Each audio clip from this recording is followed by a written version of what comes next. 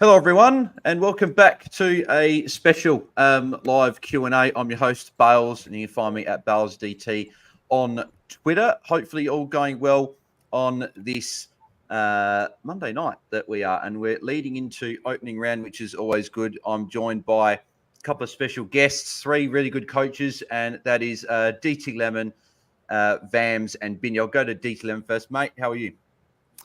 Very well, thanks, Bales. It's great to start watching footy again. We're so close to the start of the fantasy season. I'm just I'm ready to go, mate. I'm excited, and excited to chat to you three and pull up some pretty big issues today. I think we'll hopefully cover some good ones. Yeah, I'm looking forward to it, mate. Vams, thanks for jumping on, mate. How are you? Yeah, all good, mate. I thought you were about to stitch me up. You were like, got a couple of special guests and Vams as well. So, it would be. I've got three special guests, and then on the host Bales. That's how I'd be doing it. But good on you. How are you, mate? Yeah, all good, all good. Yeah, echo Lemon's thoughts. Just itching to get into it. I think it's going to be a super fascinating season. We don't have a playbook for this season. None of us really know what the right approach is. So I think, really looking forward to it. Yeah, no, I'm looking forward to it, mate. And then Bindi, mate, how are you? Yeah, pretty good. Really keen to get going this season. You know, right now we've got, 30 players to choose, and it's so easy to just sit there all day, just trading in and out. But once we get through this first lockout, and it's 2 a week, I think that's going to be the most enjoyable part. So, super keen. Yeah, exactly right. So I'm keen to get into a heap of questions. So we've got a fair few people watching. So if you guys are tuning in, make sure you guys leave your questions in the comments. We'll get to as many as possible. We'll probably be going for probably roughly about that sort of 45 minutes to that hour mark, depending on time. Obviously, these boys have got other things to do, so we won't keep them for too long. But we'll sort of start off with a couple of general questions. And then I know DT them sent me a couple of questions that people have asked him, so we'll go through those. So the first question I'm going to ask you boys is probably the one's come out sort of just recently before we went live, is that, so we heard Luke Jackson, obviously last week, number one ruck with Sean Darcy going down. We sort of weren't quite sure on the time frame. It's now been sort of speculated. I don't know if it's an official sort of update from Freo, but it's looking more like the 6 to 8 week timeline, which is what I thought it was going to be originally anyway. So, Vams, I'll go to you for this one. If Darcy's out for 6 to 8 weeks, does that mean that Luke Jackson's not a must-have, but a very, very good option if we're going to be, especially starting with a Gordon and Grundy? Yeah, I mean, like if you're starting with Gordon Grundy, he becomes even more enticing. But I probably wouldn't personally put him in the must-have category. He's priced at 84, 85. You look at the games where he came in when Darcy got injured last year. It was really one big ceiling score. He went 88, 79, 149, 103, 83, 80. So this idea that he's going to come in and basically be sort of prime Max Gawn or something like that, I mean, it may happen, but it didn't happen late last year.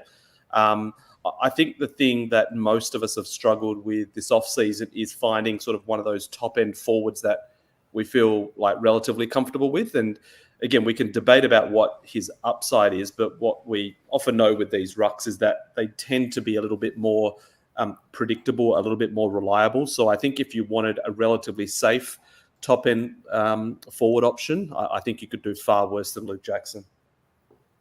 Yeah. I've currently got him in my side. Is any of you three boys, if you guys want to obviously tell this, I know sometimes we want to keep our cards close to our chest at the start of the season. Does anyone here want to say if they've got Luke Jackson or not? He's definitely in the. You go ahead. No, you go ahead, Lennon. Go on. He's definitely in the calculations for me, Bales. I think I haven't squeezed him in just yet, but I'll probably look at that tomorrow. I think the interesting thing is, if he does 6 weeks, you get 6 really great weeks out of him. He averages 100, and then Darcy comes back into the team. What are you expecting from him then on? You're probably expecting 70, 75, maybe 80 at best. He's going to start dropping pretty quickly in price, and that's right when rookie upgrade season is for me. So I'm not sure I want to be spending a trade on him, in that round 7, 8, 9 kind of area, because he's going to be a bit of a liability. But then again, if we find out that Darcy's out for a bit longer and he can take you through the mid-season buys, all of a sudden that's like a smash play. So it's an interesting one. Yeah. It's good if you've got a guest Gorn and Grundy, you can cover you through those buys. But as you said, that sort of post those early buys is upgrade season and everything like that. So it's going to be sort of quite sort of interesting to see how coach navigate that. Vams, have you got Jackson your side? Yeah, I just put him in, when this news broke today, just a bit of an experiment to see how I'd be able to fit him in. I can do it, and I like what the forward line looks like. But I just echo Lemon's thoughts again there with I just am very wary about sort of banking in trades early. And if we agree that Luke Jackson, once Darcy comes back, is going to be a bit of a liability, I think a lot of us after the weekend's game are also starting Isaac Heeney as well. Like there's another potential trade maybe that would, looking to trade out Heeney once Parker, Mills and Adams return as well. There's another sort of banked in trade, and you get a couple of bullets here and there, or you have someone else that you're aiming. Some of us are now starting some of these buy players because of their low break even from the weekend. So these sort of I wouldn't call them forced trades, but these trades that we're planning, they're starting to pile up, and it's not all going to go as we planned. So I think we just have to be a little bit careful there. Yeah, I agree as well. Bindi, have you currently got Jackson your side? Yes, I do. I still think it's a great pick, to be honest. And I think if we look, I think the word now was 6 to 8 weeks in the Channel 9 report that came out today. I think it's significantly more likely that number gets extended than cut. And look, I think while Sean Darcy is out of the side, I'd like to think Jackson as a floor is going 95 plus, which is, makes me happy. And I'm going to be picking him. Yeah. The hope is that, again, that just natural improvement, because he's still a young ruckman as well. So hopefully, like with the more responsibility, he's going at 92 last year. I know the inflated scores there, but I guess it shows his ceiling. So if you can put a few of those big scores up, that could really help you sort of through best 18. But it's interesting. We'll go to the other forward, Vams, that you mentioned, which was Isaac Heeney. So he obviously put up that big score of 121 on the other game. And it's an interesting one because he's got a good early run. He's sort of almost that perfect player that you could either trade at his round 5 buy and make a truckload of cash and even potentially downgrade to a Flanders or another forward, depending on how much cash he makes. Or if he's playing this midfield and Parker and that come back in round 3, 4 and he's still playing midfield, you could keep him. So, Vans, what are your thoughts on Heeney as a starting option? And can you have both of Heeney and Jackson? I think you can because of the Sean Darcy timeline getting pushed out now. Before that, when it was this 3 to 4 week window, I didn't have Luke Jackson, but I think if they're potentially going to be a couple of weeks apart in terms of when you might want to trade them out, I think it's certainly doable. Look, Heeney looked amazing on the weekend. It's interesting that the reports came out that he'd been training in this midfield role all preseason, just even before these guys got injured. So it was kind of always the plan. My worry with Heeney was that, what is Sydney going to do when they need to score a goal? I don't think their forward line is particularly potent. And again, I wonder what's going to happen there when they're when they're struggling to score. But on the other hand, whatever the saying is about robbing Peter to pay Paul, he also looked amazing in the midfield. So I think it's tough because when's his buy? You said round 5 or something? Round 5? Yeah, round 5, yeah. Yeah, I mean, look, he's probably the perfect guy to potentially, you could even trade him to Flanders or something like that if you think some of the other Sydney midfielders are due to come back, and if you think that might impact Heeney, it's the perfect time to trade in them and maybe even make some cash. Play it by ear. But in terms of starting him, I hate to go here now, but what's his break even now? 16, if we're going to believe the website. But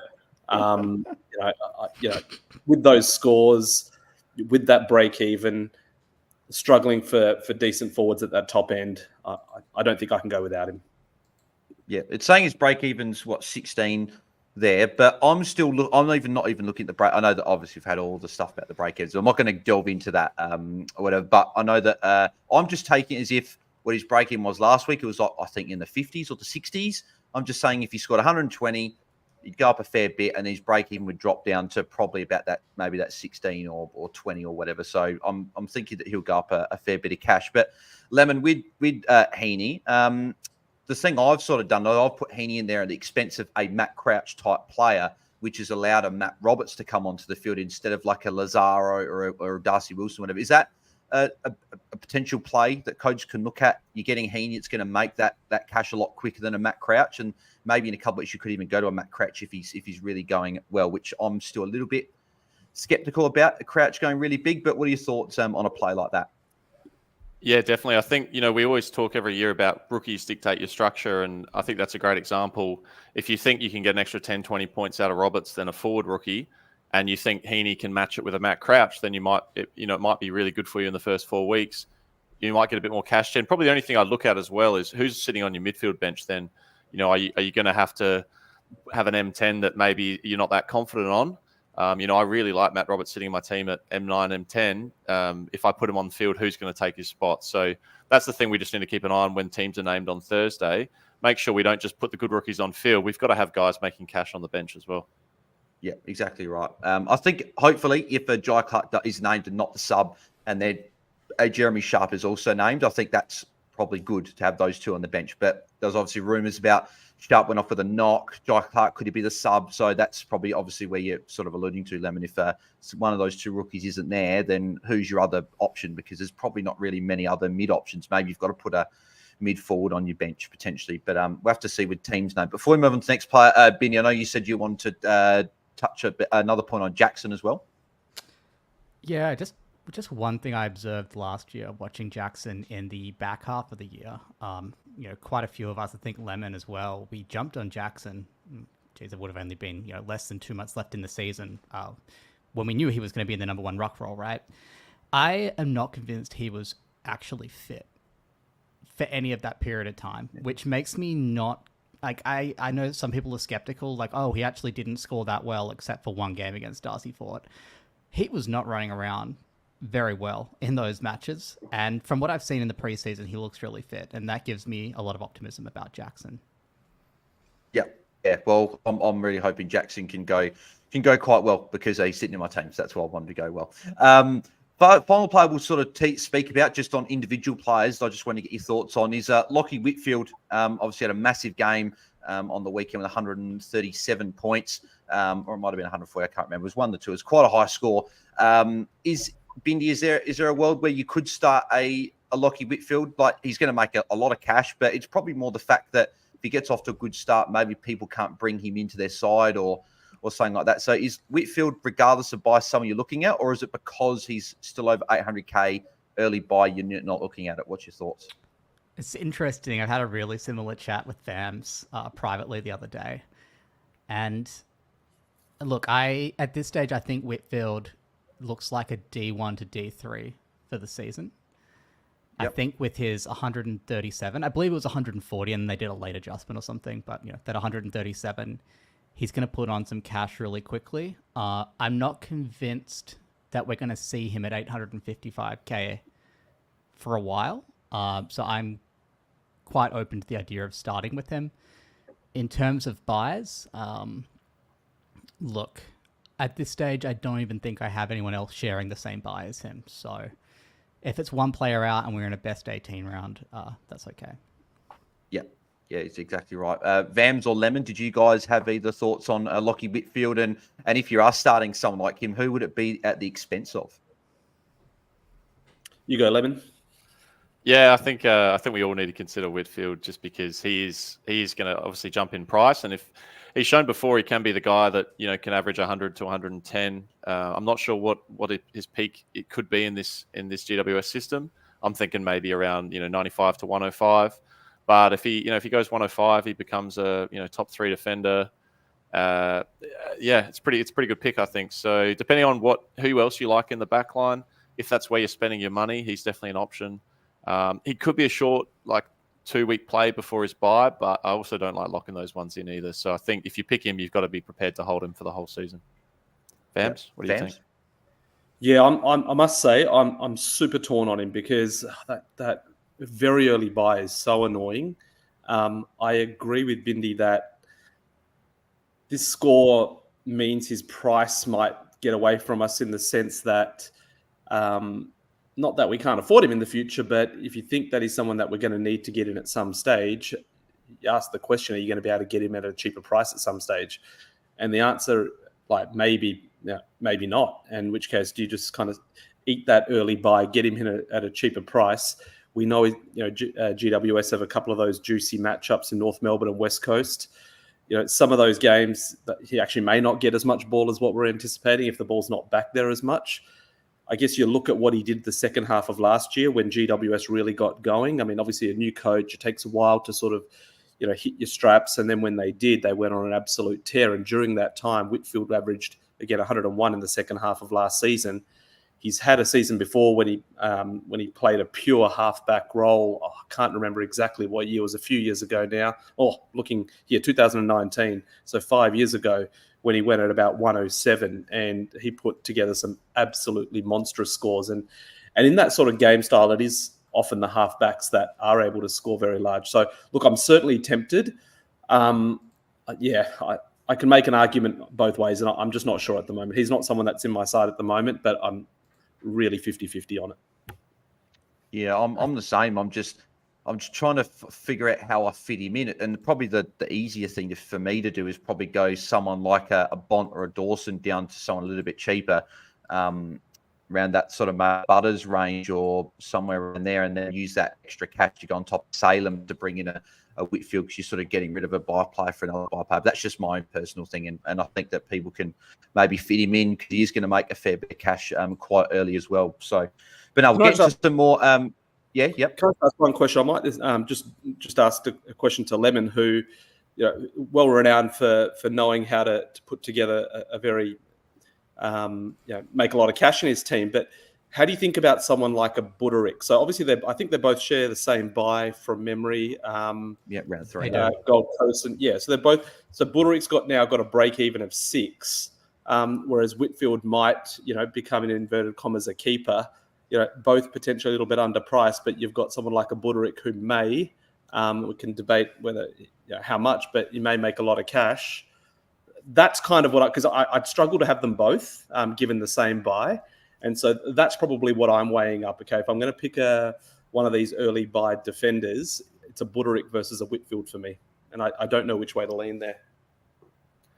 Yeah, I think you're right, Vams. Two buy players in the same line, I think is risky. If it's a rookie who's probably not going to be in your field, that's okay. But two of your starting defenders off that week, you're probably not going to get a decent bench score from the guys who sub on. So you're relying on the rest of your team to play well in that round. I think Buderick, so he's priced at 56.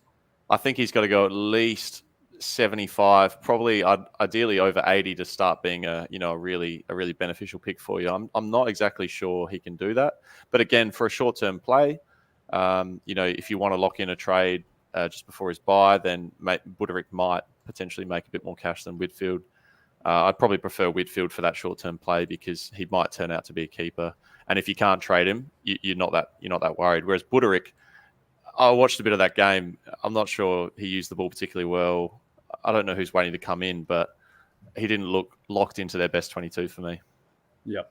Yeah. The one thing I noticed from actually the GWS game was that Whitfield looked back to that guy from however many years ago when he's going at 100+ average. Like, he was demanding these +6s. He was taking essentially all the kick-ins. And I know Ash took the first couple, but Whitfield pretty much dominated most of them from thereafter. And if he wasn't kicking it, and he was the guy getting the +6. So it looked like he could definitely get back to that 100+ average, everything goes to plan. So it'll be very, very interesting to see how it goes compared to Gold Coast, where they've actually got 3 guys that could all get the point: Sexton, Powell, and Buderick. So it will be interesting to see how it all shakes out. But we will move on to a couple of team reviews. But before we do, we've got in excess of 100 people watching. So appreciate everyone that's tuning in tonight.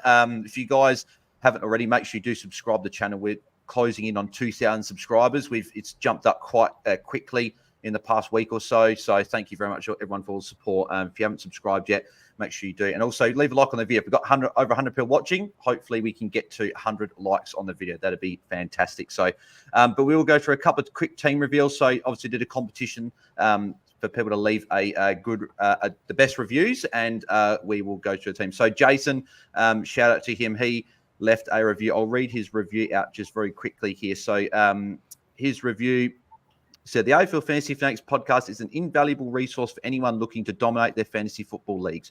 Bailey and Tim are not only knowledgeable hosts, but they also have great chemistry that makes listening to them a joy. Their insights and team advice are top-notch, providing a deeper understanding of AFL fantasy strategies. Whether you're a seasoned coach looking to fine-tune your team or a newbie seeking guidance, this podcast has you covered. Thank you, Bailey and Tim, for your dedication to helping AFL fantasy coaches succeed. So, Jason, appreciate the amazing review, mate. So we'll get your team up on the screen now for the boys to have a quick look at. We're not going to like a huge sort of in-depth. We'll sort of talk a little bit about it. So, Lemon, I'll go to you first, being first on the screen there. What are your thoughts of Jason's early team structure, and if there's any sort of little maybe tweaks that you'd make?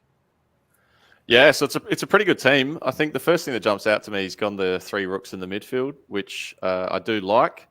I think all 3 of those guys good scoring potential, and then that means he's gone a bit more heavy in the defense line with Williams at D6. So I think it's pretty sound.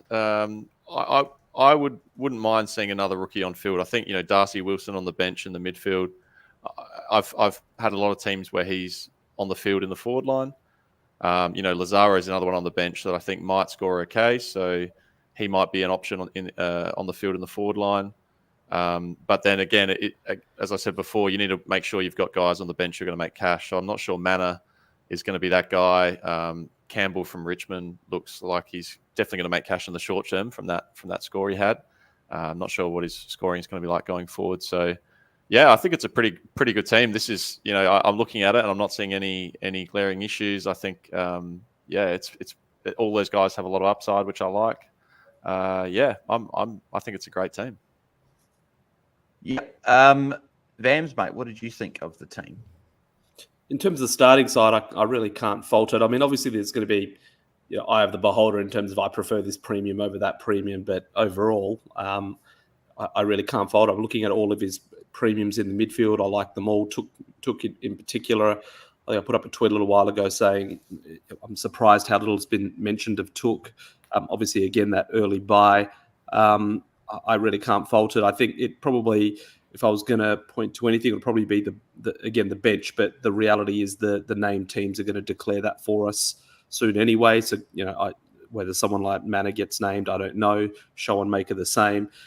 Campbell's an interesting one. He put up a decent score for a rook off very, very few touches, and his break even is very, very low. But I just remember last year I brought in Drury after he scored a 50 odd, and then subsequently went on to score 25, then 14, and then got dropped.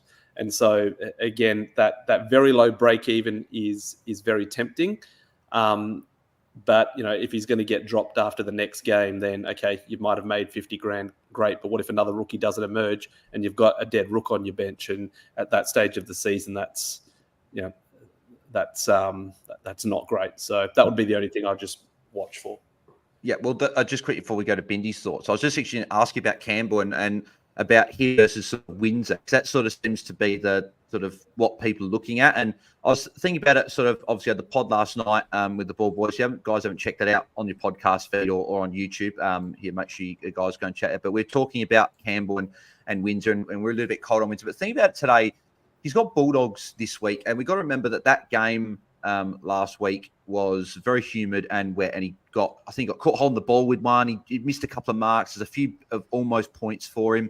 On another day, could have been a 60 or 70, and I feel like he's a guy that could pop out an 80 in round one against the Dogs at the G. So, Van, that's what I was going to ask you. Would you pay for Windsor on the bench instead of Campbell? Yeah, I mean, if you liked him, absolutely. I mean, Windsor just kind of gives me sort of Ollie Hollands type vibes from last year, right? Playing on a wing, he'll have games where he spits out a 40, but he'll work into the season. It's not that easy for most of these rooks to come out and just, do very well from day one. So I think what you're paying for is, yes, it's a little bit of scoring upside, but probably more importantly is that job security and that lack of vest, which is probably going to be a headache for us all year, and which is why I'm pretty keen on someone like a Cadman. Again, we mentioned that GWS have a couple of nice matchups coming up. He's someone that could sort of jag a 3-4 goal game, put out an 80, and that gets his cash gen going, and then maybe flip him at his early buy. But it's unlikely, I think it's fair to say, that he's probably not going to get the vest. So, a little bit cheaper there. So I'd probably personally lean a little bit more that way. But the benefit of someone like Windsor, yes, he's a little bit more expensive, but his buys a little bit later. His scoring may be a little bit better as well. So again, trade-offs with that one. Yeah, and I guess Windsor's going to be a guy that's on our bench anyway. So even if his score does fluctuate a bit, as long as he can pop out a couple of 70 scores or even more than that, that's what's going to get his cash gen moving. So I've still got him in my current side, and I don't know if he's going to move. I'm just not quite confident in those other options. But Bindi, final thoughts on Jason's team here? Just on the topic of Windsor. Yep. So Locky Hunt is not playing at the moment, is he? No, but he's out for maybe 3-4 weeks, I think, last time I checked. Do we think he could lose his spot when Locky Hunt is back? I mean, 4 weeks is probably enough for this to be worth a play, in my opinion, but I'm just curious. Yeah. I'm thinking that from what I've heard from Melbourne is that they like how he breaks the lines, and Melbourne don't really have any of those quick players. So I'm thinking he's the sort of player that Melbourne are going to try and fit into their side, whether it's off a halfback flank, whether it's at a forward flank, or something like that. And even if he's starting on the bench, comes on as that rotation for Langdon Hunter. That's my thoughts. I don't know if you guys agree with that, but that's sort of what I've heard and what I'm thinking. I think that sounds completely reasonable. And yeah, what is he, 280k? And like it's a little bit more, right? But yeah, I think that's perfectly fine for a bit of security. Now on the topic of the team we're reviewing here, in all honesty, I really liked it. The only I think it's like I don't want to particularly fault anything. The only question mark I had was around Took. And that's not because I don't rate Took. Like, I think he's probably good for a 105 this year, potentially. It's more just that early buy round is a little bit annoying. And there are some other options at a similar price who don't have the buy that I'd look at. But hey, like, if someone really rates Took, I'm not going to tell them not to pick him. That was just one thing I noticed. I also really liked the 3 rookies in the midfield. So putting Matt Roberts at M8, he has an awesome matchup this week. And, I think he could be good for a 70. I really like that play there. Defense looks really solid as well. I think if you've got Zach Williams, D6, that's a good sign. And look, the forward line, I noticed there was no Heeney. There's nothing wrong with not having Heeney. I guess it was just a bit unique. Nat Fife is an interesting one, not one I'm going to be picking, but he looked really good in the preseason games. Look, I just really like the team. I think it's great. Yeah, no, I agree. I do like the team, Jason. It's got a few different picks there, which is good to see because I know me and Tim, we looked at our teams each other on Friday night. We've only got 3 differences, so we're quite the same. And I think a lot of people are almost going down that path. So it's good to see a few different uniques there as well. So we will switch our attention to Levi's team here. Then we'll get into all your questions. So make sure you guys keep sending them through on the live chat there. So let's go to Levi's team on the screen. That should be popping up about now. So that's Levi's team there. So what are your thoughts? So I'll go to Bindi for you because obviously you were last. So I'll do reverse order this time. Bindi, what are your thoughts on Levi's team here? Just a question. Sorry, just something I noticed on both of these teams is that Barnett is R3. Is the idea there to get a red dot? Or is the idea there that he actually might play? I think the idea is because he's got the most Sunday games. I think Calvin said he's got 9 of the first 15 games on a Sunday. So I think it's just good for looping. And I guess he's a guy that maybe at some point down the line could get a game if something had happened to Bailey Williams or if West Coast want to give Barnett some games potentially. So that's probably why people lean to that. Because I think Conway and Sweet look like less likely to be starting round 1, and maybe in Sweet's case, less likely to have that solo ruck role early in the season to look at them as options, I think.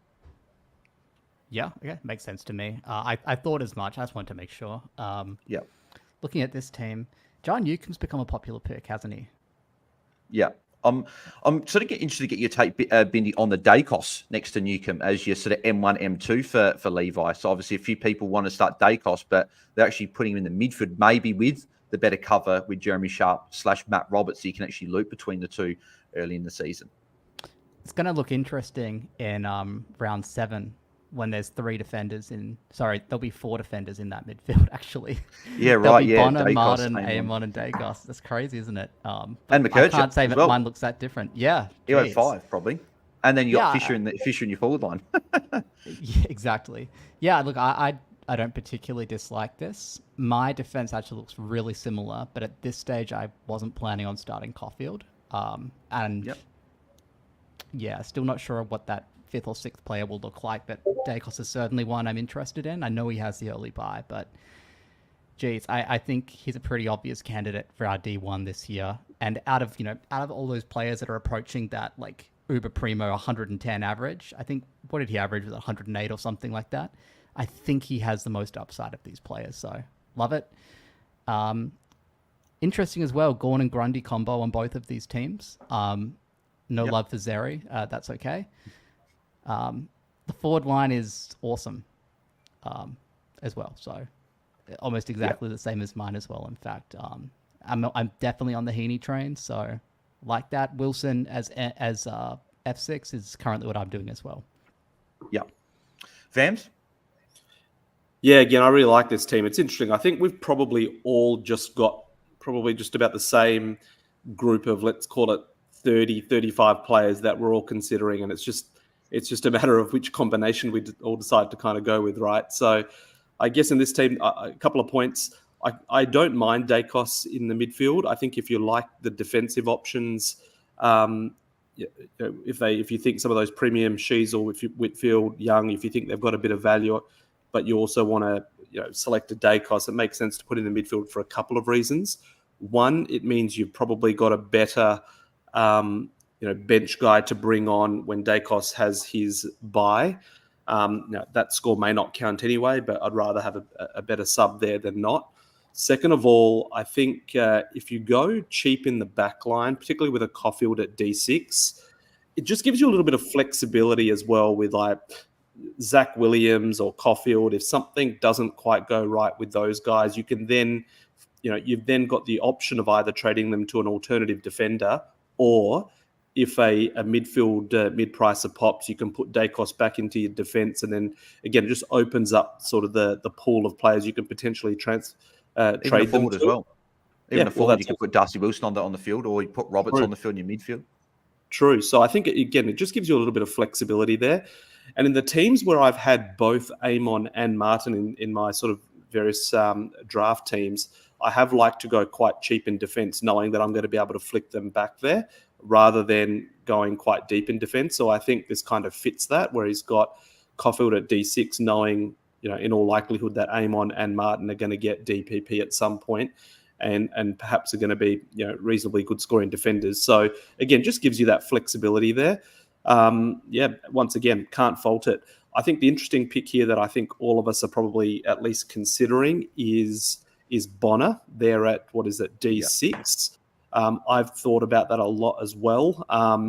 It's a tricky one because, one, I like the idea of putting Bonner there for, again, a little bit of safety, unlikely to get the vest. Scoring is probably a little bit better. Granted, you're paying for that extra scoring anyway. But I think the thing I really like about it is that if it doesn't work, you've got some, you're going to have some options to flex either both upwards or downwards. And in particular, if someone like another midfield rook pops up, you can then just trade Bonner down, make 200K, and then go and fix up someone else on your side. Maybe a Caulfield's not doing well, or whoever. And again, just gives you that little bit of flexibility. So I have quite liked teams that I've put together with Bonner at D6.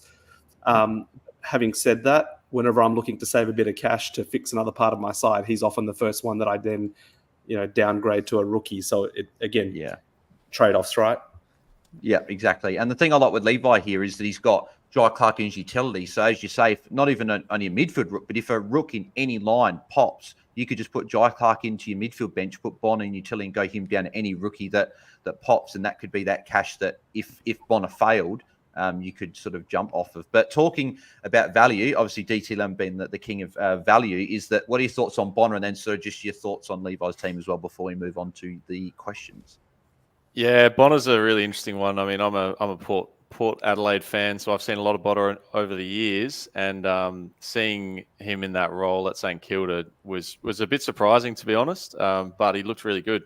He looked great. He looked hungry. He's basically playing for his career at St Kilda this year. I think I'm not sure he'd get another chance elsewhere. So he looks really good. If he can maintain that role at St Kilda, we know what that does for scoring, particularly with Sinclair out of the team. But even with Sinclair coming back in, I can still see him averaging 70, 80, which is 20 plus on his price. So he's a really interesting one. I think if you're starting Bonner, you're definitely starting him at M6. I wouldn't start him any higher than that because you want to have the option of dropping him down and putting a rookie on field. So I like that.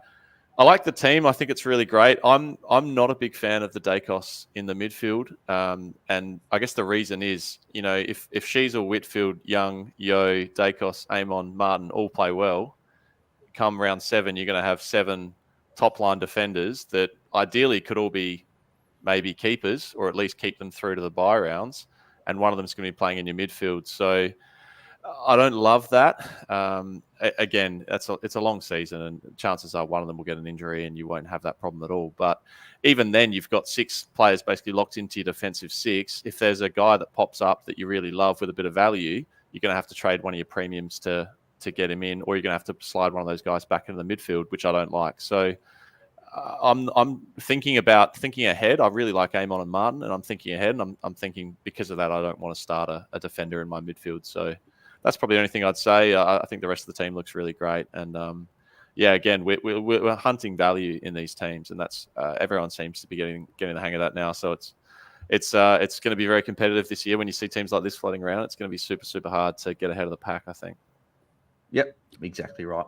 I agree with all those points that you boys have made, and the different points on Dacos is why fantasy is so good, because the people have got different opinions, which is fantastic. So, but we will get into all the questions. So if you guys are tuning in, make sure you guys send your questions through. And if you are watching, make sure you leave a like on the video and subscribe to the channel. We've got over 150 people tuning in now, which is fantastic. I have to make this a regular thing, boys. A lot of people tuning in, which is fantastic. But I'll start off with the questions that DT Lemon got from a couple of people that tweeted him under the comments. So the first one we'll go to is from Kobe. So he says, seems like everyone has a lot of money to play around with due to so many value picks. Where would you recommend using it? Upgrading picks in the LDU Newcomb range to a 110 plus captain option, or filling out the defense and not having to field a risky Nick Cofford at D6? What are your thoughts? Thanks, mate. So Vams, I'll go to you for that one. What are your thoughts on the whole having more cash, and where would you be potentially spending that? Are you more likely to spend it on an M1 captain option? Or you may want to upgrade a Caulfield or another rookie to a Bonner type, or a Zach Williams type if they didn't have them? So what are your thoughts on that? It's the thing that I've probably struggled the most with this preseason, to be honest with you, is where to put that so-called excess cash. I personally I don't love going and buying sort of the 110 mids under the premise of a safe captain option. I mean, imagine if last week was round 1 and you had people that did the same with Errol Goulden. And yes, granted, any player can have a down game, but I do kind of just have this feeling, I don't have any data to back this up, but very early in the season, I just don't think that many true uber premium mids just come out and go bang sort of quite consistently. I just kind of feel that tends to happen after 7-8 rounds onwards, and I don't know the reason for that or anything like that, but that's just kind of my gut feel. So I generally don't like sort of putting them, I've experimented with it, but I generally don't like putting them on guys like LDU or Newcomb or Jack Steele's head to get them up to a Brayshaw, a Dawson, a Bont, etc., because I just kind of ask myself over those first 3-4 weeks, and again, where I kind of think anything is possible, can't they match those guys? If I was going to sort of put it somewhere, the two things that I've sort of experimented, the things that I like sort of doing the most, one is getting rooks off the field. So again, you mentioned a Caulfield, sort of getting him up to, one of those other, mid-pricer type defenders that you like, or in the forward line as well. The problem though, and again, this is the thing that I've been struggling with, is the rooks are the ones that are going to generally generate the most cash for us. So yes, you can go and get some mid-prices, and yes, they'll score a little bit better, but they're unlikely to generate as much cash. So that's why I've kind of sort of struggled to, with those sort of those two trains of thought, right? Like get some better scoring versus optimizing for cash gen. I've actually recently experimented going with like a Tim English or a Rowan Marshall at R1 again for somewhere to park that cash. Again, under the premise of, okay, I'm not as high on some of the 110 plus mids, but I still think that, the big dog rucks, they generally, we've talked about this before, they generally are a little bit more consistent year to year. They're a little bit more consistent game to game. I do feel more comfortable with them as a captain option. I do feel more comfortable that I'm going to get what I pay for with them. You look at a Tim English now up against, West Coast Bailey Williams, round 3, he puts a 150 in that game, captain option. That gets you ahead, right? So, I don't have a clear answer here. Lemon and Bindi may have a very different approach to me. At the moment, I'm generally trying to get more rooks off the field and having sort of some very secure rooks on the bench instead. Hey, Vams, just like following up on that, like I think if we look at what people are likely going to do, like if you're going for say like a Bond, right? It might be like something like Bond and a 200k rookie versus Riley Bonner and maybe a Jack Steele or a Jai Newcomb. Like what would you be taking in a situation like that? Yeah, so exactly, and this is the exact sort of experiments that I've been trying to do, and I generally will go with the second option, and that's me, and often that's exactly what it comes down to, right? One of those top end guys, but you field that extra rook, you've got that extra sub risk, you've got that that job security risk, you've got that. Having said that, as I've sort of alluded to, sort of during this preseason. It's a super unique year this year where in 4 of those first, 6 rounds, those rook scores are going to drop off. So whatever fears you have about those floor scores, early in the season, they're probably unlikely to be part of your best 18 for 4 of those first 6 rounds, right? And so generally in those early, after sort of maybe, let's call it round 4 to round 7, we're trading to get away from those rooks on field because we don't want to expose our team to those floor scores. But the game rules this year are going to remove those scores for us anyway. So, again, I've posed the question, is this the year to go full-blown guns and rook? Well, let me play devil's advocate. Actually, I'm keen to see what Lemon says to this, because I think he'll know best out of everyone in this chat. I look at this here, and while I see, like, oh, man, we have, like, a few rounds where, having some ceiling scores or, guaranteed high scores would be lovely with the best 18, I also see this year, and I'm like, man, like, I don't think we're going to be able to finish our teams anywhere near as soon as we were able to do last year when we just had some absolute layup picks, especially in the forward line, which is why I'm kind of like, man, like I think I almost want to just optimize for cash gen. Like, Lemon, do you get the same vibe as me or am I overreacting? Yeah, I think it's an interesting one. I mean, last year we had 5 premium forwards with 20 points upside, basically locked into our teams from the start. So that helped. But also this year there might not be forwards that many forwards that average over 95, 100. So you might not need as much cash to complete your forward line this year, depending on who gets DPP and if Flanders goes big or if one of these other guys goes big. So I think it's a double-edged sword. Agree. It's the other one is not having a non-playing R3 that removes some cash in there as well. A lot of people had Samson Ryan last year who probably made I don't know what it was 200-300k for them. So if you don't have that, where are you going to get that cash from this year? But also last year I saw a lot of teams with 23 premiums in them, 24 premiums in them, finishing the year strong. So it's going to be a really interesting one. I prefer the cash gen. I think I'd take 10 points of value over 10 points of captain, because the captain is only there for a few weeks until everyone else gets a great captain option. But the 10 points of value, the start of the year is the best time to make that cash. So I'll take that. I'll cash it in, round 6, 7, 8, and then I'll give myself the rest of the year to catch up on people who picked a really great captain option. Yep. All great points discussion there, which is fantastic. I'll sort of go with the question that sort of was in that discussion, and I'll go to you, Lemon, on this one. What are you with like amount of rookies? So we'll touch this on the second question that you also got, which was, if I just get up on my phone now, was from Brown. He said, strategy on 3 mid rooks compared to 2 with early buys.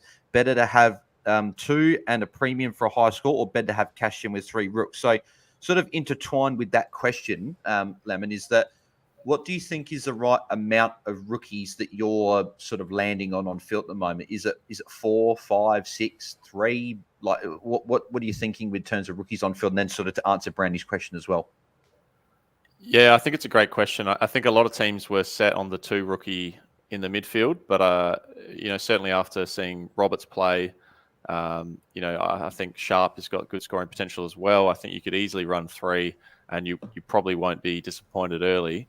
I think for me, rookies, I've been running largely 5 on field. So I think you could probably go 4, you could probably go 6, depending on where you see the value. But I think around that, if you've got 7, you're probably going, 6 or 7, you're probably going more guns and rookies. If you've got less than 4, you're probably pretty heavy, maybe a bit too heavy on the mid prices. So, but again, it all depends on who gets named. And I'm also looking at who doesn't get named. There's a few players that might come back in R1.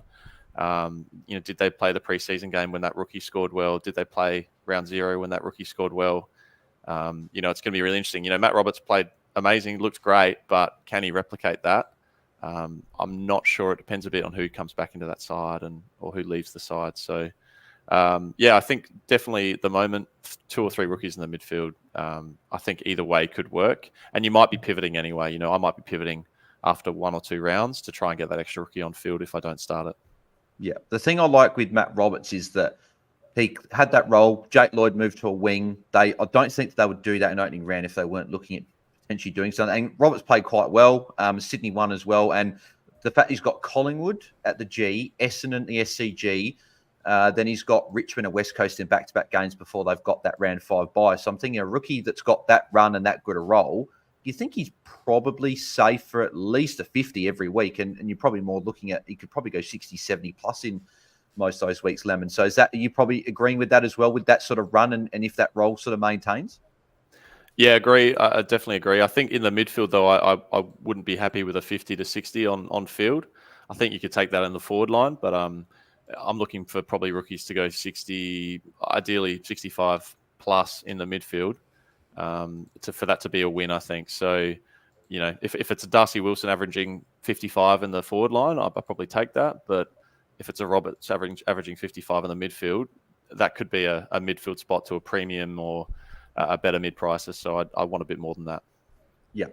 Hey, Vams, just on... Oh, yeah, Bindi, go. Sorry, Bales. Go. One other thing on Matty Roberts we should keep in mind is he is a bit different in that this is his 3rd year in the AFL. Yeah, agreed. I really, really like it when we have a basement player that, comes in round 1 and it's like, oh, they've actually been in the AFL for a good few seasons.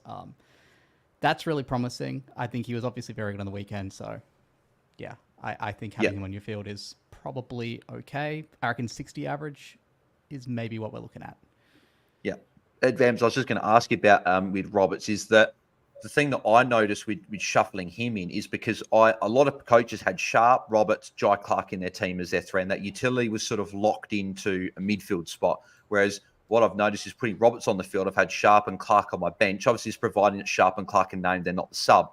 But the thing I've noticed is it's got a lot more flexibility. So if a Heeney or a Jackson failed or someone else fell in the forward line, you can go to a midfielder. You can put sort of dry cut back in utility, but then it also allows you to cover like an Alex Sexton in his body. Like, again, we don't need to cover Alex Sexton because of how cheap he is, but you get 2 looks of him by looping on a forward rookie and a mid rookie because you've got that mid forward in your utility spot. And then you've got obviously can loop like your Jordan or a Heeney if you keep either of those guys or another player in your team. So is that something that you might look at as well with the added flexibility? Yeah, I mean, I think obviously with the buys, with the sub risk, I think starting this many rooks, I think the more flexibility you can.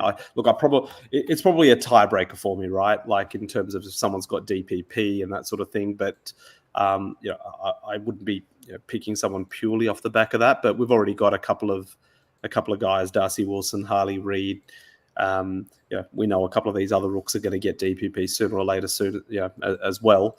I guess the other thing just to think about with Roberts is just this round 5 bye. I think most of our teams are going to have James Jordan, Isaac Heeney, probably Brodie Grundy and Matt Roberts. You then add in a Nick Dacos as well. You're probably going to want to have a plan for round 5, whether that's trading out a Heeney or a James Jordan or even a Matt Roberts prior to their bye, and maybe trading out another one of them at their bye as well. But just something to sort of be mindful of with that tricky round 5 bye. Yeah, I think the good thing with that round 5 bye is that we've got round 4 where all the teams play. So that might be a week, hopefully. Obviously, you can't play any trades too much in advance because we can get thrown curveballs. But the hope is that you've got that extra buffer week between rounds 3 and 5 with best 18 that you might be able to trade a round 15 player or two in that round 4 if everything sort of works out all right. So that could be something that coaches are looking at as well. So, but yeah, very interesting times with all these opening buys as well. Just also apologies to Levi. I didn't actually read out his review, so I'll quickly just do that as well. So Levi said, these guys continually churn out the content. The unique insights and advice from Tim and Bales make a fantastic combination that will improve your fantasy footy game without question. No news makes it past these guys, and the updates as soon as the round is completed means you'll never be left behind. Special guests appear almost weekly to enhance the show with other quality takes to help you become a better coach. Don't know how to split the 2 players? Bales absolutely has you covered with his head-to-head series. It is truly a must-listen if you call yourself an AFL Fantasy Fanatic. You're sure to love this podcast. So, Levi, thank you very much for your review as well. And thank you, everyone, as well. There was a few other reviews there. Might even be able to read them on another podcast as well. But if you guys haven't left a 5-star rating review on Apple or whatever or Spotify, please do that. Let's get through some of these questions. So we'll probably do this a little bit more rapid fire because we won't have too much longer left on the stream. So let's go through these. So, Lemon, I'll go to you for this one here. So Sean asked, do you think it's a viable option to field Roberts over McKercher this week considering the matchup? Yeah, definitely. I think McKercher looks great in that role, but he's not the primary distributor coming out of defence. Definitely Sheasel and Fisher look like they're the two that are taking most of the kicks out of defence, and then McKercher's playing a bit of a hybrid lockdown role and bit of distribution. So I don't think McKercher's going to be necessarily amazing straight away. I can definitely see Roberts averaging more than him in the early couple of rounds, and you might just play that based on matchups if Roberts is on your bench. Yeah, and he said here as well, second part is we're leaning towards fielding Roberts as the third mid rookie and drop a Wines, Crouch and Mayfield another spot like a Fife to a Heeney or a Caulfield to Salem. So what are your thoughts? What would you probably do, Fife up to Heeney or Caulfield to Salem? Yeah, they're great options. Salem I'm still worried about just because he might slide to halfback with Bowie getting injured. I don't like him as a halfbackman, but Marty Hall's the key. Yeah, if he's playing that midfield role, I really, really like Salem. 50-50 midfield defense, that's great. He looked really good in there, tackled. They gave him the ball. So that's a real big watch on teams, I think. But yeah, the other option, I can't remember who that was, but either one looks good. Maybe just look at, what do you need to strengthen your defense or your forward line? Yeah, it was Heeney or Fife to Heeney or Caulfield to Salem. They were the two options there. So we'll go to the next one and go for Wazza 12. Vams, he said, is fading Hayden Young a mistake? Have finalised my team and have a remaining choice between Riley Bonner and Jordan Clark. Thoughts? I'm sure that's Jordan Clark. I'm sure you're not going to compare Jai Clark and Bonner. So thoughts on both. So what is the first thoughts on Hayden Young? Do you have to sort of, is he a guy that you almost have to have? And who would you pick out of Jordan Clark and Riley Bonner? Yeah, look, I'm probably in the minority with Hayden Young. I went on Kyle Holmes's podcast a few weeks ago now, and I sort of brought up the notion that I didn't think Hayden Young was a must-have. He's priced at 89. He's basically the third, perhaps even the fourth midfielder in there. He plays very defensive at stoppages. Yes, that's going to mean some tackles, but he's not going to be the guy necessarily that's going to be either going and getting the ball or necessarily being fed to. And so, I think he's probably underpriced by a few points here or there. I don't think he's going to average 100. The thing that I think Jordan Clark probably has a little bit more value in him. But Hayden Young's probably going to be closer to the top 6. So where you stand on that in terms of for instance, is it better to pick a Hayden Young who might average, let's call it 93? Therefore, that might work out to be 4 points per game upside versus a Jordan Clark. Let's just say he averages 89, and he's priced at, off the top of my head, what is it, 77 or something like that, 76. So again, doing those calculations, there's no right or wrong answer there. But The thing that makes me a little bit nervous about Hayden Young, to be honest with you, is just his ownership. Like, he's just so highly owned, and if I'm wrong, which I usually am, I'll get in a little bit of trouble. So it's one of those picks that I probably will end up just going with the crowd, to be honest with you. But again, it's another spot where if I'm looking to find $100,000, I often actually downgrade him to Jordan Clark. Does Heath Chapman coming back worry you at all, Vams? Like, he's going to be back within the first month. Does that, with Jordan Clark, does that sort of sway you maybe a little bit away from Clark, or are you sort of thinking Clark's got a different role and you're not too fussed about Chapman coming back? No, that would worry me, to be honest with you. Yeah. Okay, yeah, because the Free apparently said that he's Ryan Daniels, I think, on Twitter said Heath Chapman's looking like he'll be back within the first month of the season. Yeah. I think it might have been Ryan Daniels, it might have been Free. I don't know. I just saw it on Twitter somewhere. So yeah, first month that would probably be enough to scare me off Jordan Clark, to be honest with you. Yeah, Bindi, you were going to say something? Yeah, look, Vams, I reckon you're unders on Hayden Young, to be honest. Like, yep. I personally think he's probably going like at least 5 more points than the 93 that you stated. Okay. I think what really makes him appeal to me is that I'm really confident he's going to be in the top 6 defenders or thereabouts. Yeah. So you sort of get, I quite like the pick because you get that upside, but also it's hopefully someone we never have to trade. Yeah. Like, so that's just where I'm at. I'm not trying to suggest I'm right or you're wrong on this. Just thought the conversation was interesting. So you're like, let's just say Brayshaw goes 110-ish again. Sarong goes 110-ish again. Let's say Fife goes in there and averages somewhere between, let's call it 70 to 80, somewhere in that range. You reckon there's enough scope for Hayden Young to also go 98? Yeah, okay. I do. I personally don't think Fife is going to go at 80.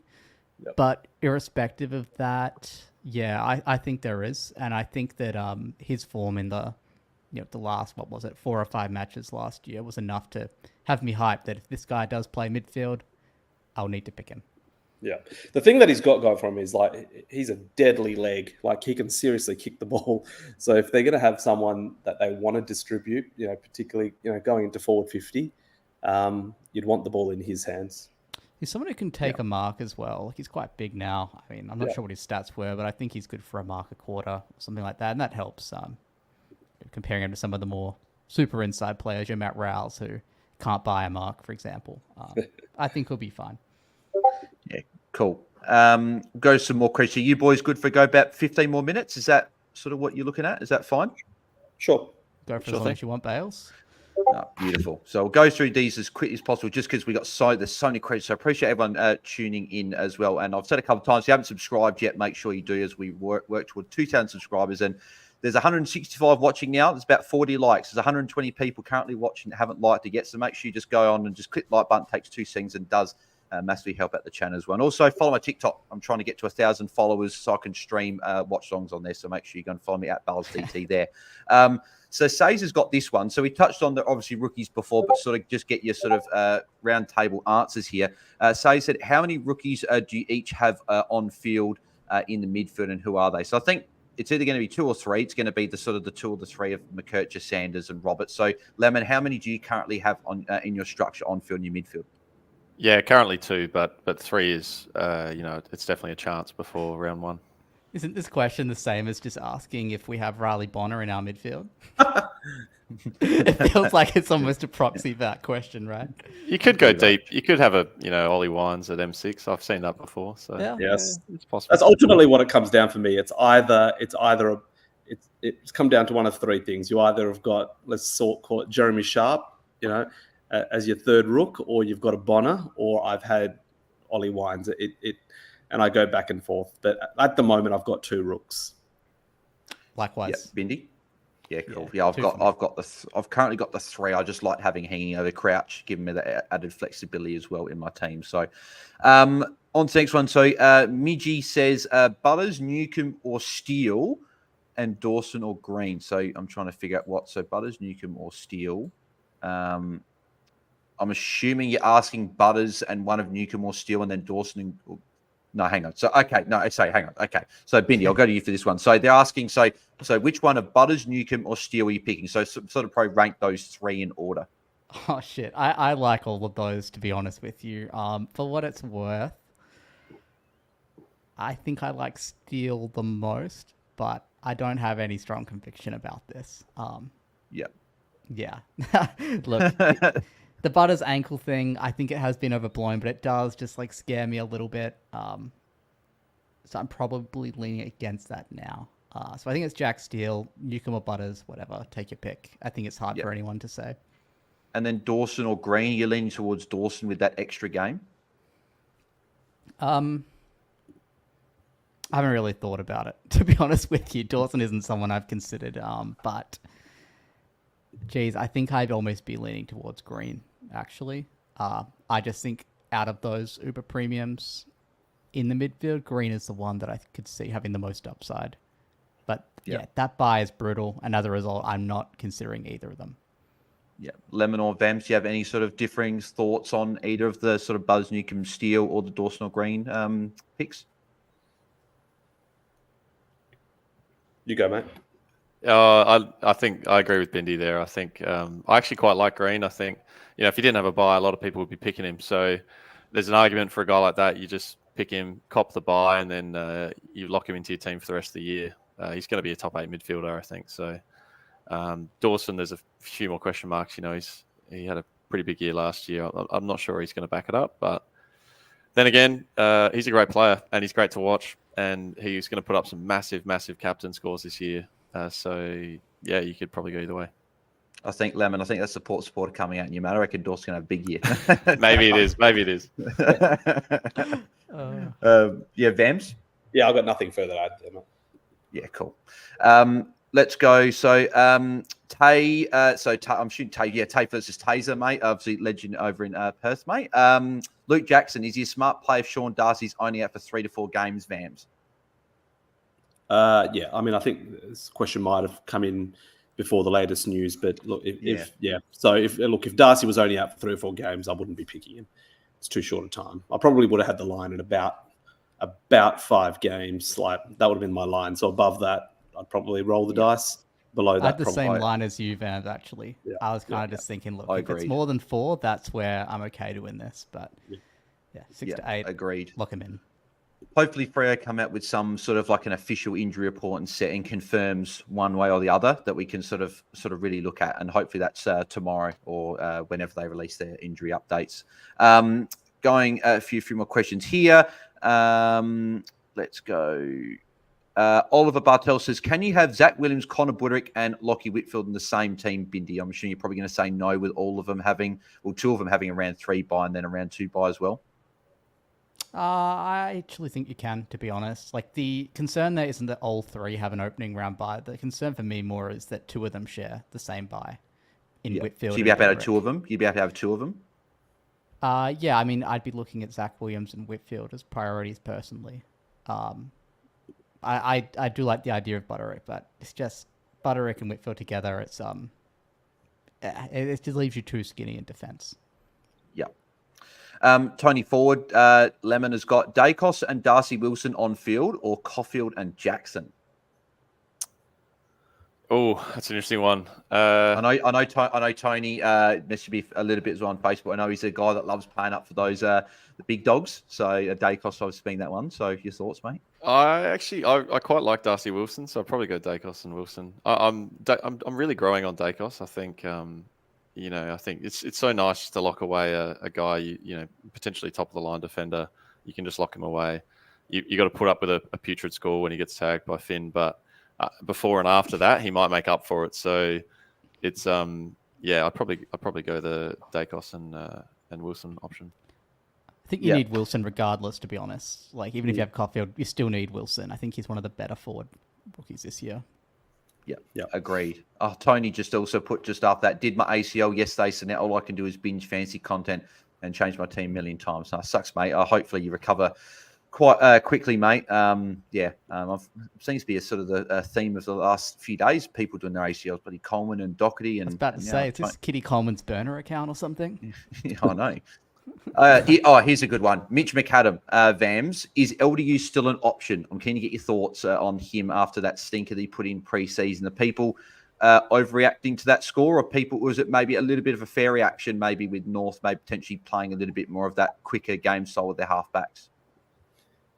Yeah, that's probably my. I mean, it's interesting. I'm looking at his ownership here. It wasn't that long ago. His adjusted ownership was about 21%. It's now 8%, and we like to tell ourselves we're not gonna overreact to these preseason games from premiums, but it always happens. It's not so much the score that he put up or the performance that he put up that concerns me at all. It's what this inverted commas North ball actually means, and if it's actually sort of that fast sort of ball movement sort of style that we saw, Carlton adopt the second half of last year, etc. We saw what that did to Sam Walsh's scores, and it does make me a little bit nervous that if the ball's going to be sort of flying forward a little bit quicker, is that going to bypass him a little bit more, and does that limit those sort of ceiling scores a little bit? It's the only question mark. And let's just say if I'm 50-50 on a guy like Newcomb versus LDU, it might be enough for me to lean the other way, away from LDU. But that could also be me sort of overthinking things, So I was very, very hot on LDU all through preseason until this sort of news came out about this North ball. And I'm just, again, wary about what that does to sort of the midfield scores. I think generally that can often help sort of the scores for the halfback flankers and the distributors, but the midfielders I get a little bit worried about. So, I've taken LDU out of my side on the back of that, but I don't feel super strongly about it. It's just that at that price point, you'd rather not have question marks, put it that way. Yeah, I think I agree as well there. Zach's got this question, Bindi. Merritt and one of Sardis or Fife, or Amon and Heeney. So quickly, who'd you pick, Sardis or Fife? Wait, I thought the question was Heeney. No, yeah, sorry. I've just because the two sort of ones is one sort of option of one of the two. So would you go Sardis or Fife? It'd make the question just a little bit easier to say. Fife, I think. So okay, so Merritt and Fife or Amon and Heeney. Which combo are you going out of the two? Amon and Heeney. Not even a question. I'm 100% on that. Lemon, Vams, do you agree? Yep, agree. Just back on the LDU one, if we can just quickly roll back. I think the best example for this is Brodie Grundy. So in the practice game, like the match sim practice game, he dominated, looked amazing, incredible. And then he came out in the official practice game and it looked like he wasn't really trying. I think what happens is the coaches say, look, mate, we know you can play. We know you're fit. We know you're seeing them well. Just roll the legs over.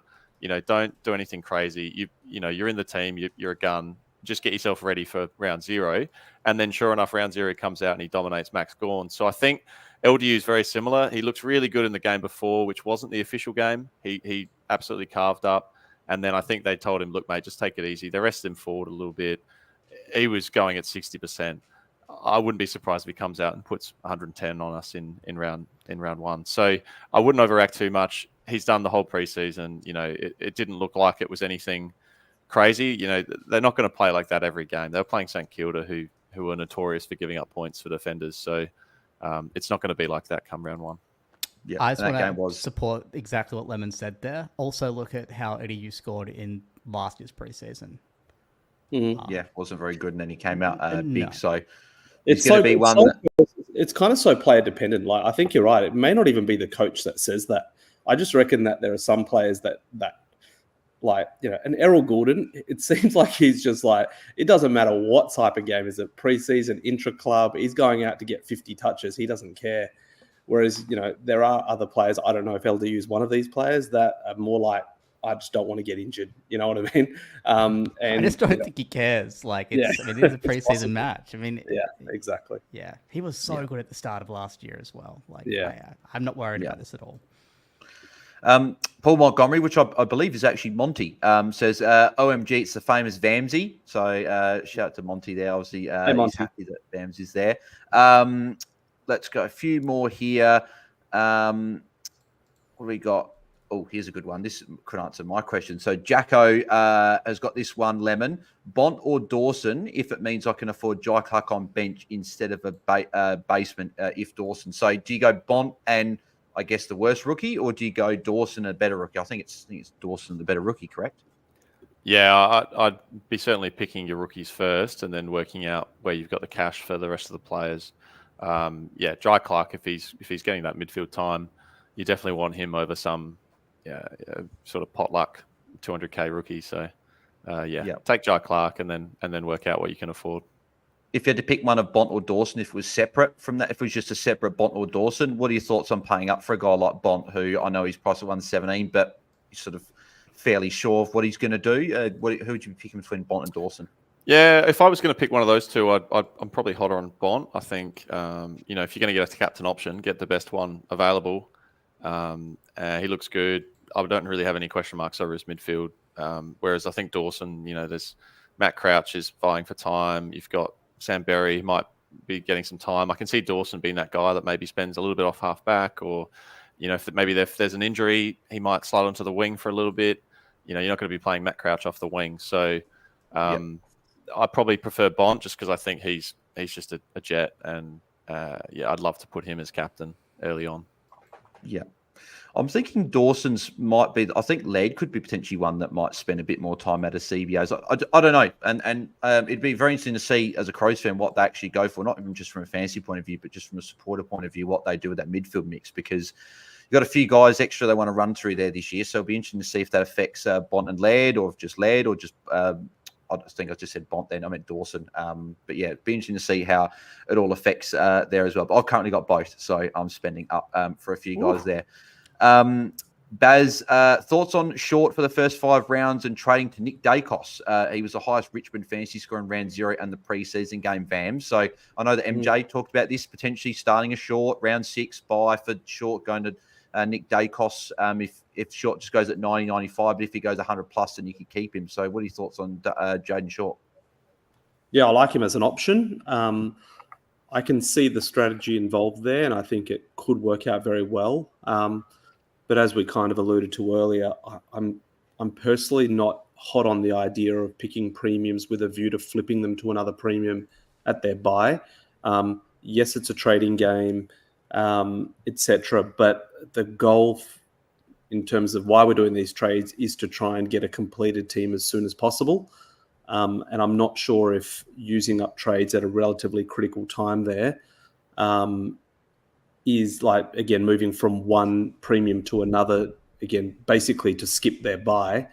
We don't necessarily, we don't really advocate for it in the middle of the year. So I don't think we should necessarily, I don't know why it would be more of a viable play early. Now, granted, if you think that Dacos is going to come down in price due to the fin tag or maybe a subpar performance as well before then, and you think that Jaden Short's going to go at 100, 105 plus and make a fair bit of cash as well, absolutely you could make the argument that's a relatively cheaper way of getting Dacos in your side. I personally rather pick someone that is at a price point lower than that and try and get them to a Dacos. So, you look at someone like a Salem.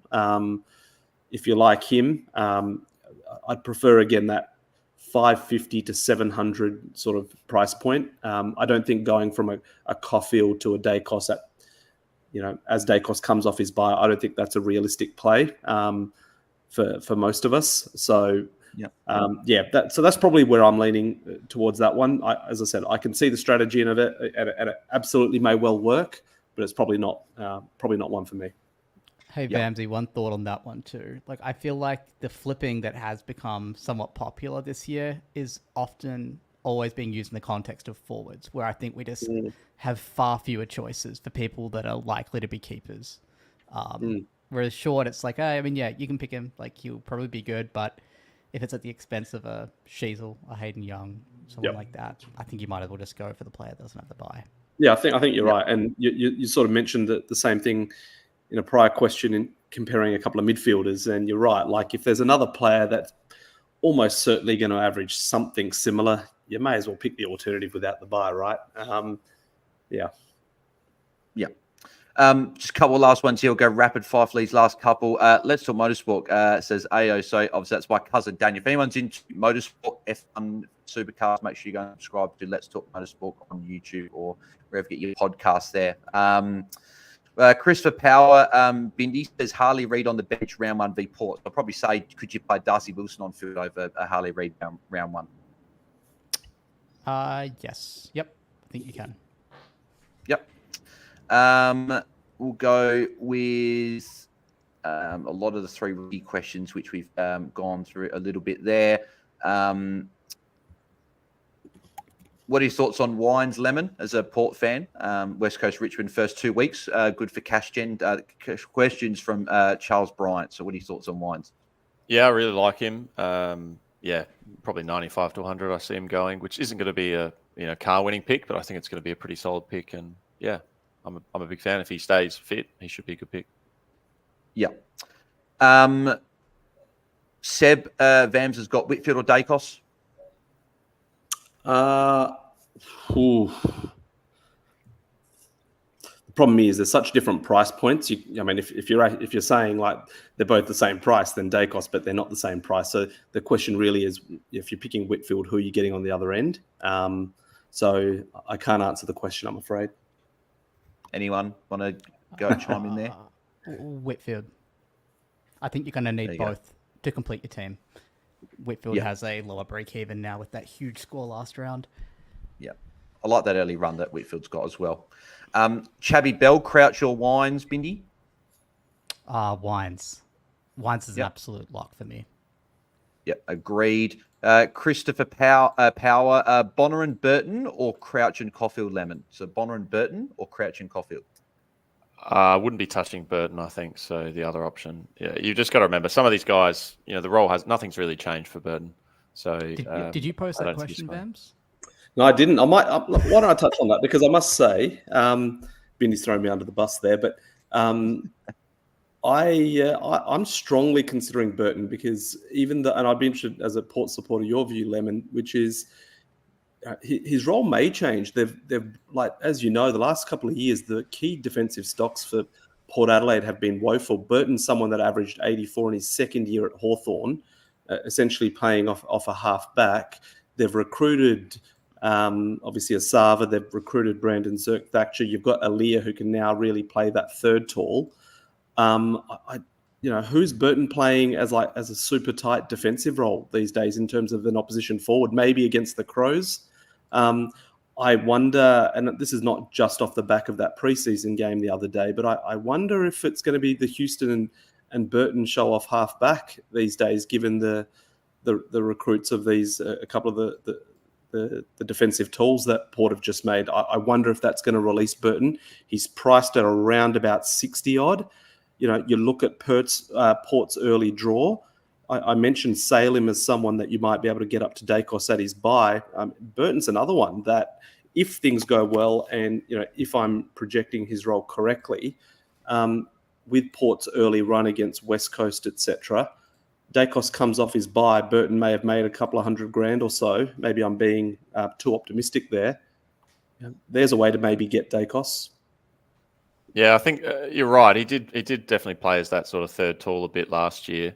But I think you've got Houston that's playing the sort of high halfback. You've got Kane Farrell that takes a lot of kick-ins.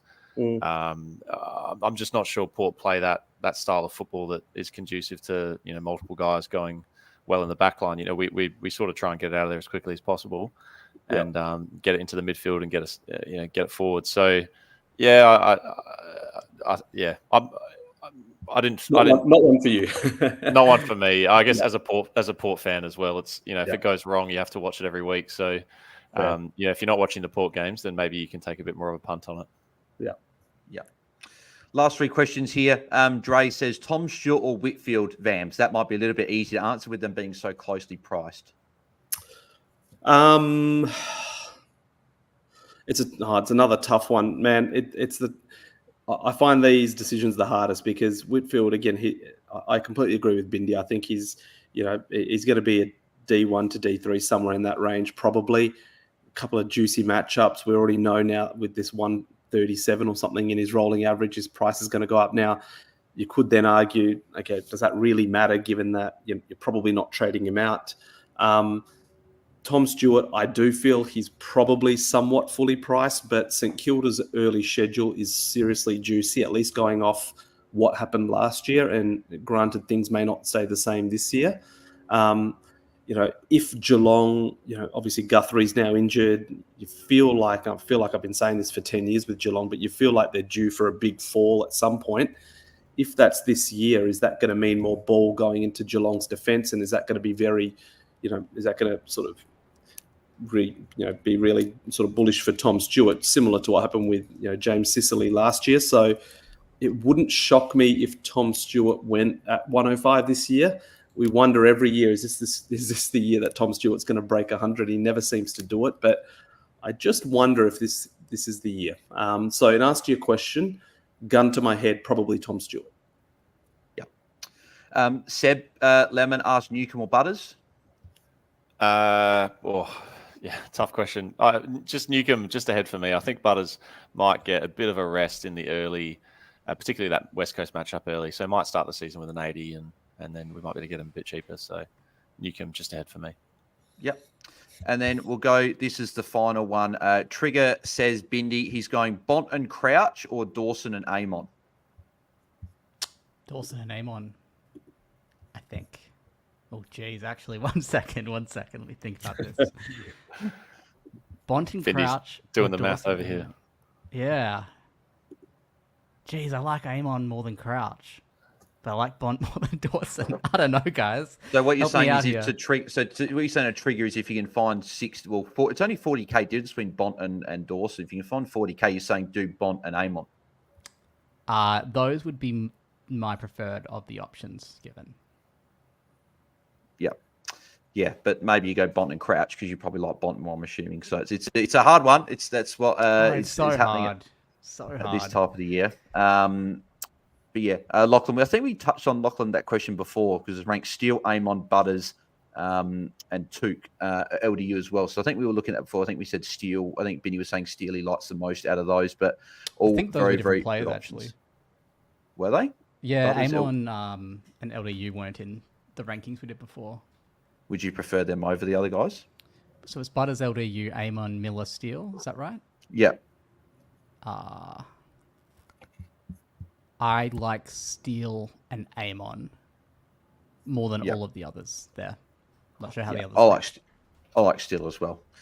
But unfortunately, it's going to be here. I'm going to have to call it because it's been a long one. There's so many more questions we could keep answering them, and that's what's going to happen with everyone this week. We're all wanting to get our team sorted and everything, but these guys need to get to bed because it's better for me per 7:30, whereas for everyone else, it's nearing 10 o'clock or past 10 o'clock. So, but no, thank you everyone for tuning in. We had in excess of 150 for a lot of the time, so that's fantastic. That's a lot more than we've had on the channel. So it's because Bindi, Vams, and Lemon are on here. That's because of the thing. So if you haven't subscribed yet, if you are new around here, I think there's a stat on my YouTube saying that 80% of people that have viewed the last month haven't been subscribed. So if you can subscribe as we reach 2,000 subscribers, that'd be fantastic. Make sure you leave a like on the video as well if you enjoyed three legends here answering your questions as well. But boys, thank you very much for jumping. Can I just interrupt one little thing? Yep.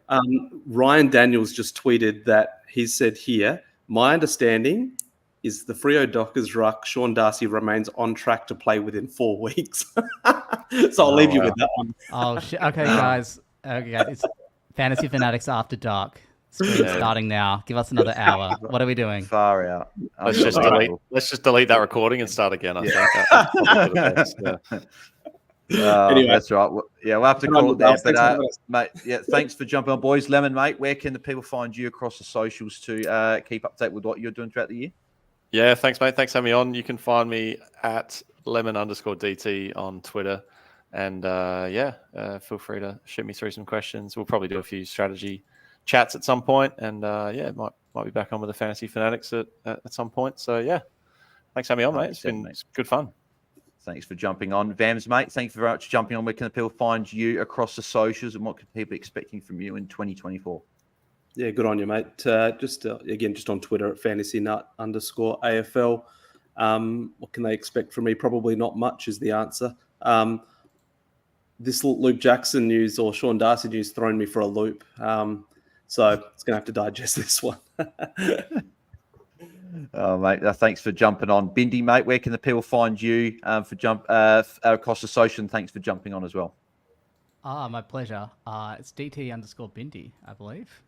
Yep, just confirming that is correct. I always get mixed up because Lemon and I are often on pods together, and his is the reverse of mine. Always throws me a bit. I was wondering, Bales, if I do a review of the podcast, can you review my team next week? Mate, we can. Yeah, but the only thing is, the season would have already started, mate. So do we need to review your team? That's the only thing, because then you're going to have to get trades. But mate, if you send it in, mate, we're happy to have a look at it on the podcast, mate. So look, I was semi joking, but nah, I will leave you guys a review because we definitely appreciate it. I think you're the hardest working guy in the fantasy community, Bales. So thank you. Thanks, mate. I think MJ's got a bit to say about it. MJ does a lot, but no, I appreciate the kind words from everyone saying that as well. It doesn't go unnoticed, and yeah, I love what I do. So if this could be a full-time job, then that'd be fantastic. That's the end dream goal. So Daniel did just say here, apparently Justin Longmuir is going to be on 7 News Perth tomorrow. So thankfully we'll get an update regarding Sean Darcy's injury time frame as some conflicting reports from Journo. So hopefully we'll get a bit of more of an idea tomorrow night on that. So I'll be watching that news over here. So really interested to see how that all comes out. But thank you guys for tuning in. Make sure to follow my TikTok as well at BalesDT. And yeah, obviously to get us 1,000 subscribers to stream there on the Watch Songs. Follow these boys on the socials and make sure you like and subscribe, 5-star ratings and reviews, all that good stuff. And we'll catch you guys on Friday, just after the Ball Boys live show. So tune into the Ball Boys live show on YouTube at 4:30 Eastern. Then tune into 5 o'clock East. It's one at 4:30, 5 o'clock Eastern, 1 to 2. I think it's 5, and then tune into ours at 6 o'clock Eastern as well. So we'll catch you guys on Friday. Good luck, and catch you guys then. So we're out. Cheers. See ya. See everyone.